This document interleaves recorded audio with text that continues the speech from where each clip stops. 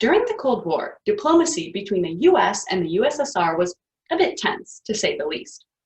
Diplomats came to meetings ready to butt heads and to push their agenda. But at the same time, a different kind of meeting was also taking place. In Pugwash, Nova Scotia, scientists from both countries came together to discuss nuclear security. They weren't diplomats hired by governments. They were just experts in the field, and they came to talk about science, talk about policy, and to publish papers.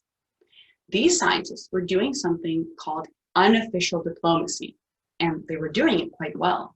They were actually able to influence policy and help the two countries sign multiple nuclear agreements. This story, and others like it, have led me to ask the question, is this unofficial diplomacy real diplomacy? On the surface, the answer seems to be no. Diplomacy is defined as diplomats doing their job on behalf of their country. But we've also seen real results from unofficial diplomacy, so what is it?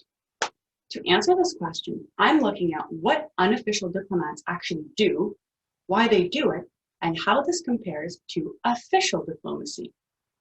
With the help of a new approach called practice theory, which helps us understand the relationship between the activities that people do and their social meaning, I'm going to conduct 20 interviews with academics and experts from across the world who participate in unofficial diplomacy and ask them about their day-to-day activities. These activities could be as simple as preparing for a meeting. For example, when official diplomats prepare for a meeting, they don't need to decide what to talk about. The government tells them what to talk about. But when a group of scholars do unofficial diplomacy, nobody tells them what to discuss, so how do they decide? And does the decision-making process stay the same every time, or does it change? And do they strategize about this stuff, or do they just go with the flow? These are exactly the kinds of questions that I'll be asking during my interviews. And practice theory will help me reconstruct how these details help to understand how unofficial diplomacy works.